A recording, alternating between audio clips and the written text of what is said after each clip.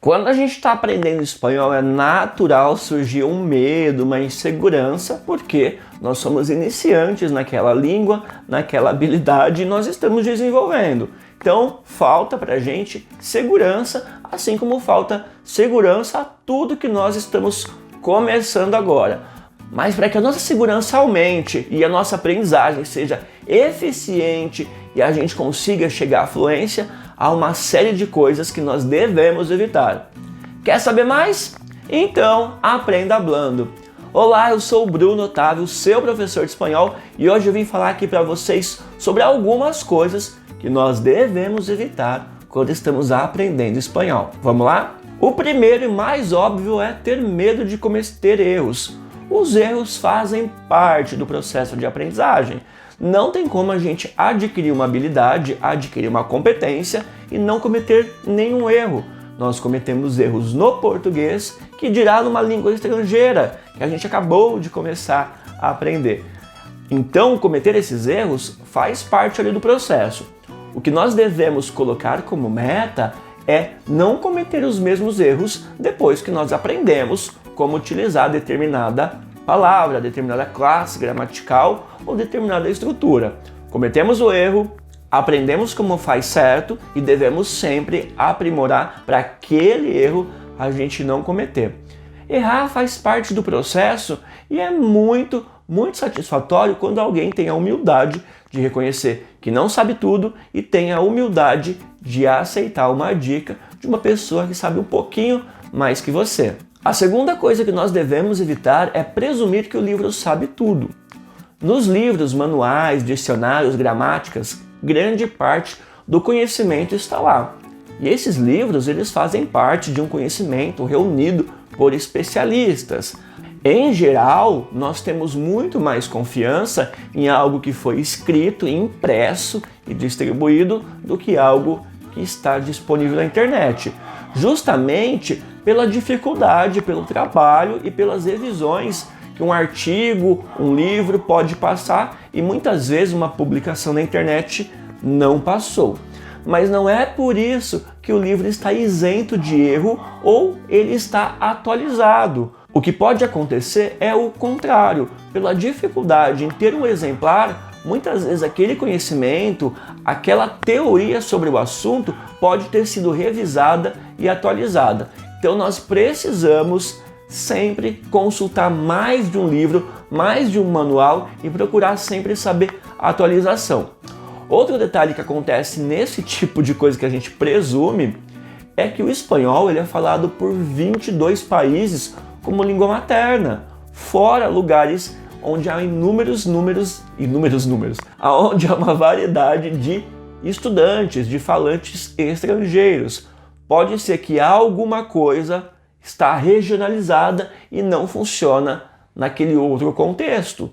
Então é algo para a gente pensar e pesar o quanto disso é verdade e assim sempre consultar outras fontes. A terceira coisa que nós devemos evitar é ignorar a pronúncia adequada, a pronúncia correta do espanhol para aquela palavra. É bem verdade que existe uma variedade gigantesca de pronúncias e de formas de falar. Quando a gente coloca o português como referência, sabemos que o que se fala na região sudeste pode não ser exatamente como se fala no nordeste ou no sul. Agora imagina isso com países, ainda mais país ali a Guiné Equatorial na África, a Espanha na Europa e os países da América. As realidades são muito diversas, mas a gente não pode ignorar que existem formas corretas e existem formas que estão equivocadas na pronúncia. Equivocadas porque podem gerar uma confusão para a pessoa que ouve ou pode parecer uma outra palavra e aí vai complicar toda a informação.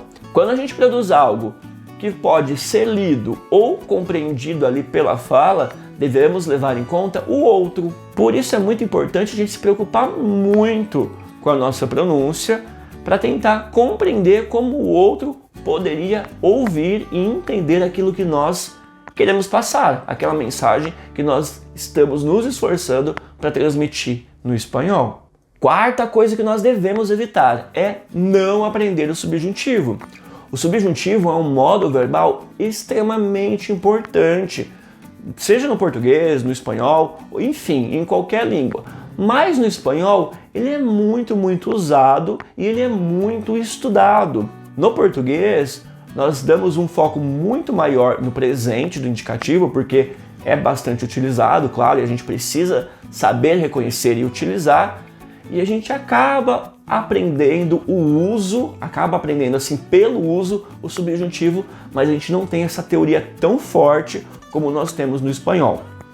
No espanhol, esse uso do subjetivo, ele é muito mais massivo, ele é muito mais regular e muito mais regrado até para o falante de nível inicial. Então nós devemos nos preocupar sim em utilizar o subjuntivo. E tem vídeo meu aqui no canal falando sobre esses usos. Então não perde mais tempo e clica aqui para saber mais. A quinta coisa que nós devemos evitar é não dar importância ao artigo.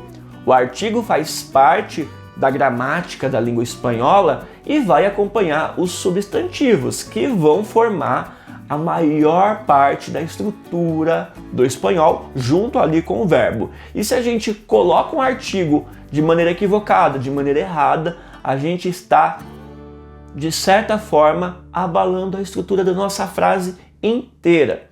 Temos também os artigos no português, isso é claro, e esses artigos podem ser semelhantes ou não com o espanhol.